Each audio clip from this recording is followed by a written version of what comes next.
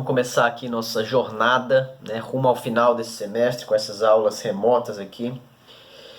Tô aqui com essa cara de cansado porque já são quase meia-noite, tô gravando esse vídeo pra vocês bem tarde. Tava gravando, editando os vídeos das outras turmas porque, enfim, tô aprendendo agora também. Nesse primeiro vídeo, a gente vai fazer simplesmente uma revisão rápida, só para vocês lembrarem um pouco do que a gente discutiu em sala, né? Vamos fazer uma atividadezinha de resumo desse vídeo. Essa atividade vai se somar a uma atividade que eu já passei para vocês, uma atividade de discussões a partir da leitura de um capítulo do livro, capítulo 11. E a gente vai, a partir de depois de amanhã, da quarta-feira, começar com conteúdos novos, beleza? Queria saudar todo mundo, falar que estou torcendo para todo mundo estar bem nesse processo. E dizer que vamos tentar fazer como dá aqui, porque, enfim, não é o melhor método, né? Eu gostaria de estar dando aula para vocês presencialmente, gostaria de estar discutindo com vocês diretamente, mas é o que tem para hoje. Então vamos que vamos tentar fazer um negócio legal aqui, beleza? Bom, como eu falei, esse primeiro módulo é um módulo de revisão. Então vamos tentar lembrar um pouco do que a gente estudou até a nossa paralisação, né? Como não foram muitas coisas, esse vídeo não vai precisar ficar muito longo, beleza? A gente começou, falei para vocês desde o início, que o foco inicial dessa disciplina de Sociologia 3 é a discussão sobre política, né? E aí a gente discutiu alguns conceitos relacionados à política, né? O que é política, primeiro? Acho que vocês vão lembrar.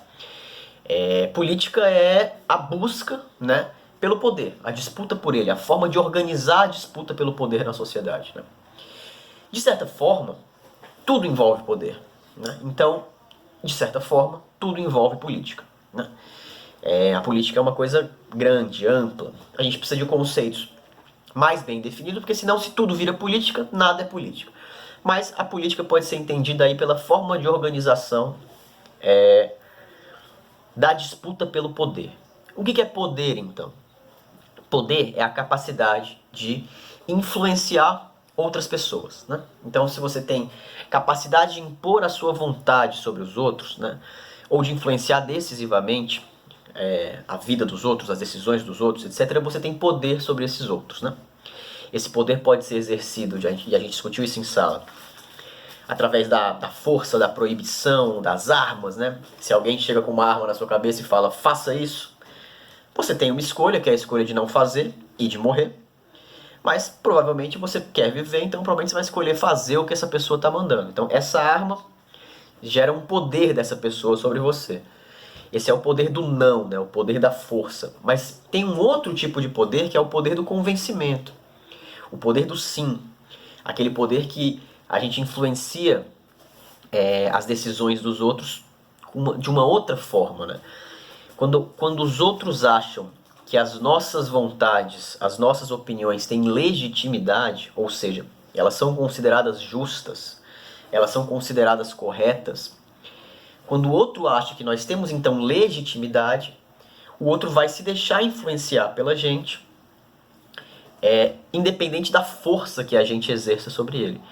Eu me lembro que eu dei para vocês o exemplo, os professores, né? Tem várias formas de lidar, né, com os estudantes, através da força, que significa, bom, vocês façam isso ou então eu reprovo, ou através do convencimento, né? Bom, então essa discussão, força e convencimento, força e consenso, é uma discussão muito feita por um autor chamado Antônio Gramsci, né, que discute um conceito chamado hegemonia. A hegemonia é justamente quando um grupo social consegue exercer domínio, direção e domínio, exercer poder sobre outros grupos sociais através do convencimento, sobretudo, mas também da força quando necessário. Quanto mais convencimento, menos força é necessária. Bom, além disso, a gente discutiu também o conceito de dominação, né, a partir, sobretudo, de um dos clássicos da sociologia, que é o Max Weber, né?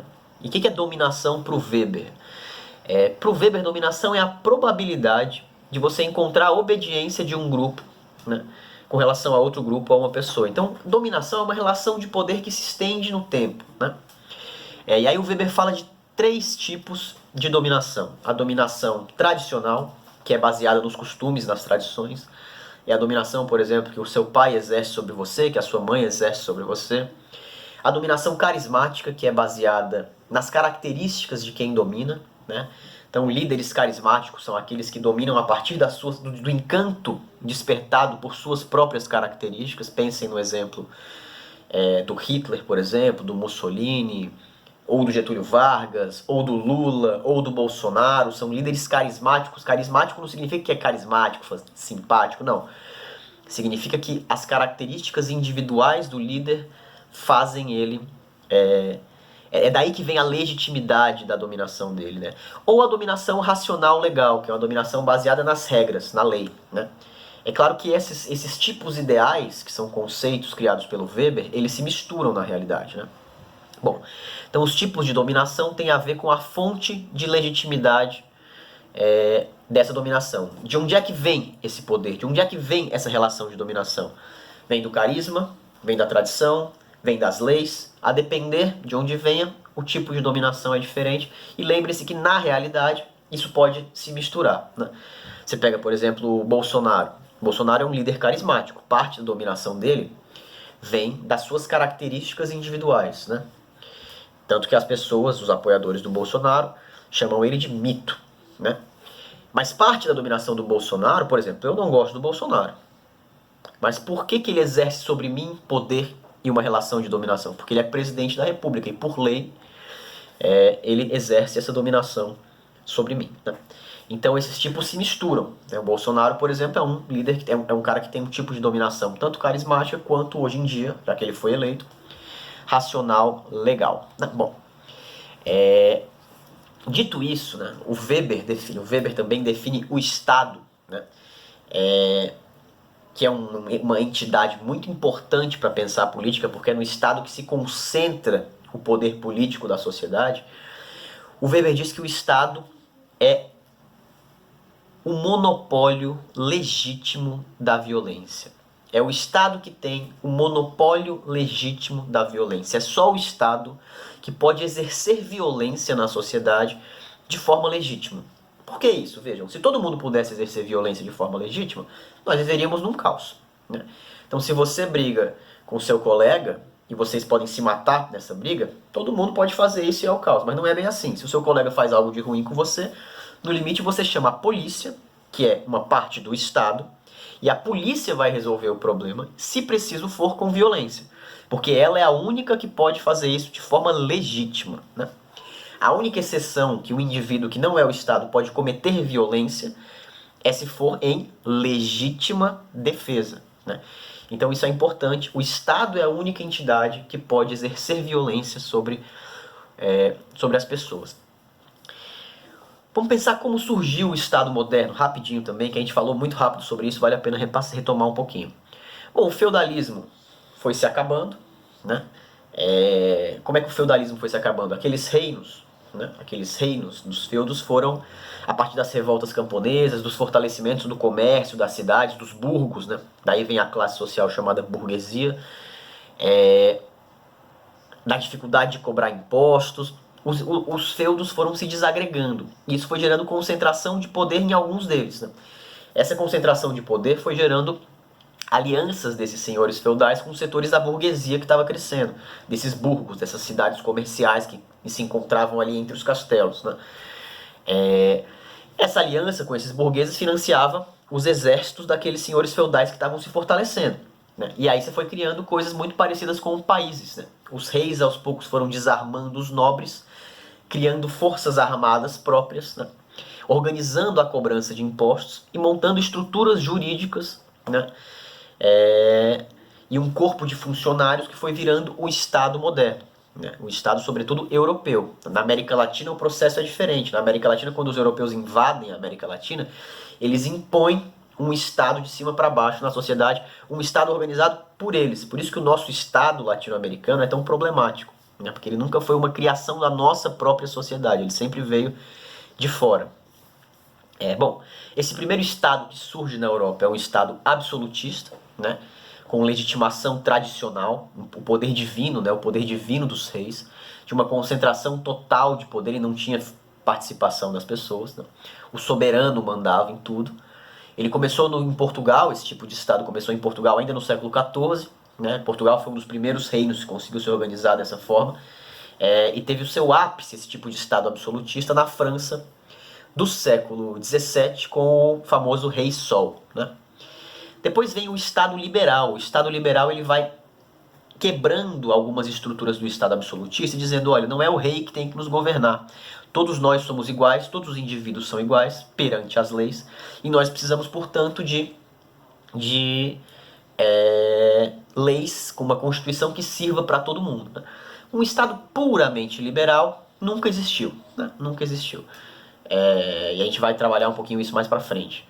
Mas num Estado liberal, num Estado democrático, o que acontece é que a legitimação do poder vem das leis, né? De uma Constituição. No século XX, né, a gente teve vários tipos de Estado, né? Teve o Estado fascista, né, e a gente vai trabalhar um pouco mais isso logo logo. Teve o Estado soviético, né, o Estado comunista, né, o bloco ali de Estados. Tivemos os Estados democrático-liberais, com todas as suas limitações também no Ocidente, né? E depois da Segunda Guerra Mundial, que é uma guerra, a Primeira Guerra Mundial é uma guerra entre Estados, a Segunda Guerra Mundial é outra guerra entre Estados, e depois da Segunda Guerra Mundial, em que se organizaram de um lado liberalismo e comunismo, e de outro lado o nazismo foi derrotado, o nazismo e o fascismo foram derrotados, o Estado se transforma. Aos poucos vem um Estado, logo depois da Segunda Guerra surge um Estado de bem-estar social, que é um Estado que financia direitos para as pessoas na parte democrática do Ocidente, na parte liberal. E por que esse Estado surge? Porque a pressão exercida pelo outro lado, pelo comunismo, pelos Estados soviéticos, era muito grande. Então os trabalhadores desses países não podiam se encantar por aquela revolução, que tinha também seus inúmeros problemas. E para não se encantar, então eles conseguiam exercer pressão sobre os governos dos Estados liberais. Então surgiu o Estado de bem-estar social, que garantia direitos para essas pessoas. Então, na Europa, por exemplo, Alemanha, França, Bélgica, os países escandinavos, na Suécia, Finlândia, Dinamarca, eram estados com salários altíssimos, muitos direitos e etc. Mas depois esses estados vão entrando em crise e a partir dos anos 70 a gente tem o advento do neoliberalismo, né, que transforma o tipo de Estado, né, corta direitos sociais, o Estado passa a ser mínimo para as pessoas e o Estado passa a ser máximo para organizar o capitalismo, né, para criar condições de bom funcionamento do capitalismo. Esse é o Estado neoliberal. Isso vem dos anos 70, vai se aprofundando, 80, 90, chega numa crise brutal em 2007, 2008. Essa crise traz efeitos muito duros, inclusive governos autoritários, porque quando os estados entram em crise econômica, social, as sociedades vão se desintegrando, e aí surgem de novo os governos... Caralho. Pô, gatinha, isso é foda, hein? Surgem de novo governos autoritários, né? Porque as pessoas estão revoltadas, desesperançadas, etc. e começam a votar em qualquer coisa. Estou falando muito rápido, a gente vai ver tudo isso com calma, sobretudo no final da nossa disciplina, tá? E a partir da crise de 2007, 2008, esse Estado neoliberal está em crise, né? Ele se coloca em desintegração e o que você tem são alternativas autoritárias surgindo. A pandemia da Covid-19 acentua essa crise. Então o que a gente está vivendo hoje é um momento histórico muito importante que vocês todos vão ter a oportunidade de discutir comigo daqui a uns 10 dias, mais ou menos, já no final da nossa disciplina aqui, tá bom? Além disso, a gente viu rapidamente também os teóricos contratualistas, que estão pensando... Então, isso é a história de como o Estado, que é essa organização política por excelência na sociedade, surgiu e como ele foi se desenrolando aqui. Falei em 3, 4 minutos, uma história de 500, 600, 700 anos. Né? Tudo bem. Mas a gente viu também como esse Estado moderno surgiu no mundo das ideias. Né? E a gente viu sobretudo através dos contratualistas, que são aqueles pensadores, né? O Hobbes, principalmente o Hobbes, inglês, o Locke, inglês, e o Rousseau, francês, que pensaram, que buscaram legitimar, do ponto de vista das ideias, da filosofia, o surgimento desse Estado moderno. Então o que esses caras fazem? Esses caras criam uma explicação lógica, não é factual, não é como as coisas aconteceram, eu acabei de falar como elas aconteceram, mas eles criam uma explicação lógica para a gênese, para o surgimento do Estado. Né? E eles fazem isso baseado... Era uma luta contra a igreja, sobretudo, né? Que legitimava o poder dos reis a partir do poder divino. Né? E eles fazem isso discutindo algumas coisas, né? Discutindo a existência de um estado de natureza. Como é que éramos os seres humanos antes de viver em sociedade?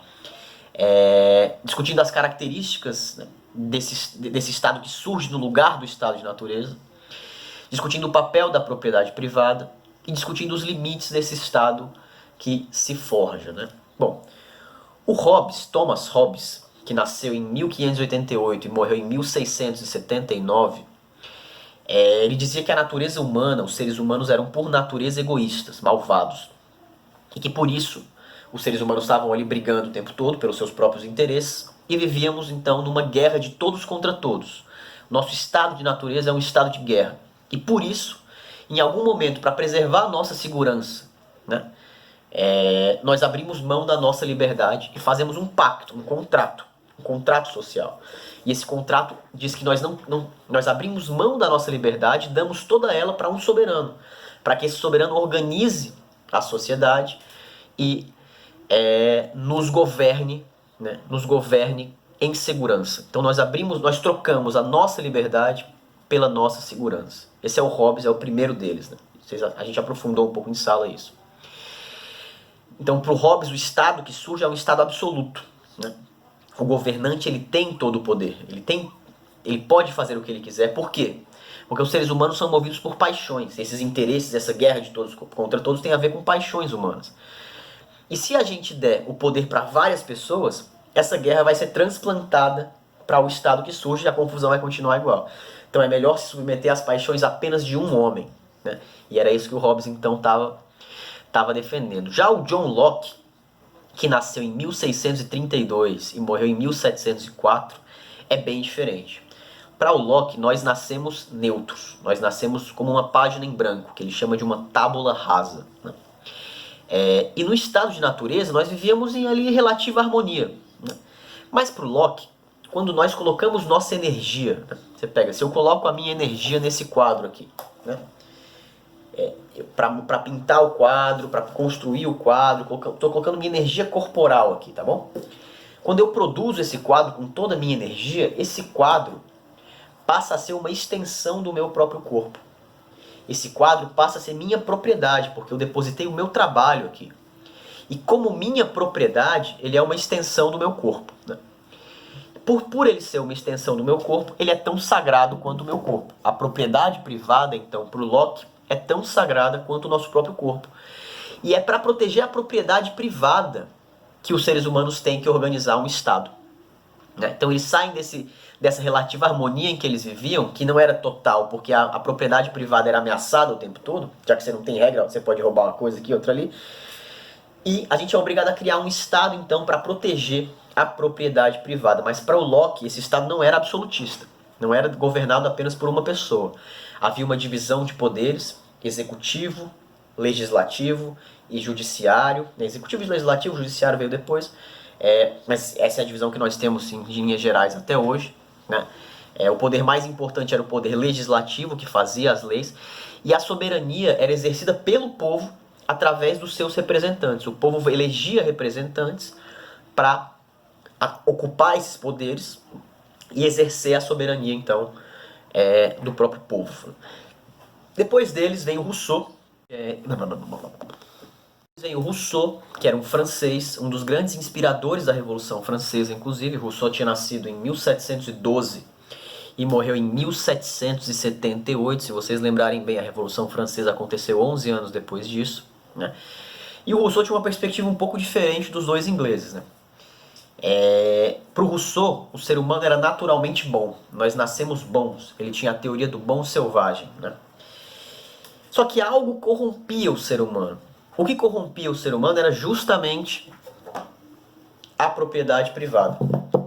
Então, o que para o Locke era sagrado e era preciso ser protegido, para o Rousseau era o que corrompia a bondade humana. Então, para o Rousseau, a primeira pessoa que teve a ideia de pegar um terreno e dizer, bom, daqui para cá esse terreno é meu, e encontrou gente fraca ou tola o suficiente para acreditar nisso, ou seja, a primeira pessoa que inventou a ideia de propriedade privada de um terreno, né, criou. Tá aí a origem da desigualdade social. O Rousseau tem um livro chamado Da Origem da Desigualdade entre os Homens, né? Ele está discutindo isso. Então, para o Rousseau, nós vivíamos em harmonia, éramos naturalmente bons, mas em algum momento surge a propriedade privada, essa propriedade corrompe a sociedade, e nós precisamos abrir mão da nossa liberdade natural em nome de uma outra liberdade, a liberdade civil. Por isso nós fazemos um contrato, né, para fundar a sociedade política. Né? Para o Rousseau, a soberania é popular, é indivisível e é inalienável. Nós não cedemos nossa soberania para os representantes. Né? Nós temos sempre a soberania. É a vontade coletiva que deve prevalecer sempre. Então o Rousseau tem uma pegada um pouco diferente do Locke, sobretudo com relação à propriedade privada, e muito diferente do Hobbes. Nós vimos isso também em sala, rapidamente. Né? Passamos muito rapidamente também por elementos das teorias sociológicas dos clássicos da sociologia, né, sobre o Estado. Então, para o Marx, por exemplo, o Estado ele é uma expressão política da classe dominante. O Estado moderno é um Estado burguês. Então é a burguesia, através da Revolução Industrial, da Revolução Francesa, que organizou o Estado de acordo com os seus interesses. Né? Então ele expressa uma dominação política burguesa, né? Mesmo que às vezes ele possa ganhar alguma autonomia, etc., que foi desenvolvido depois pelo marxismo, já no século XX. Para o Marx, o Estado reflete a dominação burguesa. Né? E a ideia do comunismo, né, da perspectiva marxista do que tem que acontecer na política, é acabar com o Estado. Né? O Estado não existe mais porque não tem mais classes sociais para ele mediar, para ele governar. Né?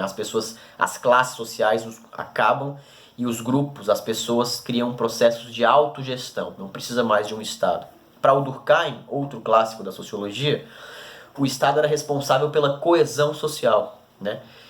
Ele tem um valor inerente, que é o valor da coletividade. Ele é muito importante para manter a sociedade unida. Então o Estado é uma coisa muito positiva para o Durkheim. E o Weber analisava o Estado, como nós vimos, analisava de forma mais fria o que era o Estado, analisava o aparelho do Estado. É o que tem o monopólio legítimo da violência, tem essas fontes de legitimação que nós discutimos lá um pouco antes, e ele analisava muito o papel da burocracia estatal e acreditava que a burocracia aos poucos ia dominando cada vez mais os indivíduos. Né? Então o Weber também tem uma análise bem interessante sobre o Estado. Bom, e depois de discutir tudo isso, a gente discutiu um pouco de nazifascismo. Né? Discutiu umas principais características do nazismo e do fascismo. E a gente vai continuar essa discussão, vai pegar de onde a gente parou ali, né?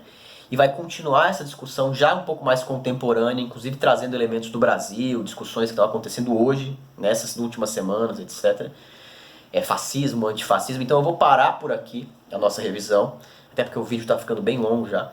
E vou deixar para o próximo conteúdo a discussão sobre fascismo. A gente vai retomar um pouco do que a gente discutiu e discutir temas contemporâneos relacionados ao fascismo aqui no Brasil, beleza? Sei que foi rápido, sei que foi na correria aí, mas espero que tenha ajudado a lembrar, vocês lembrarem um pouco do que foi dado.